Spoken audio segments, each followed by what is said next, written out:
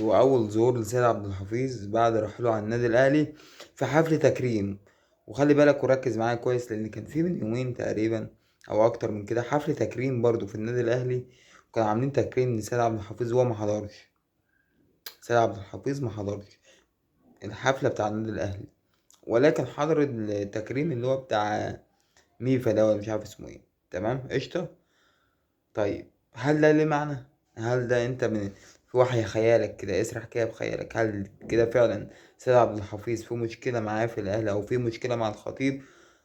قول زي ما انت عايز تقول، في لغز، في حوار، أكيد في سبب إن هو مش عشانه، أكيد سيد عبد الحفيظ زعلان، أكيد مليون في المية في حاجة. هو في حاجة، بس ايه هي الله أعلم.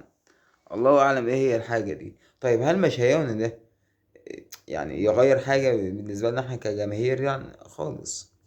اي حد موجود مكانه واحنا بندعمه.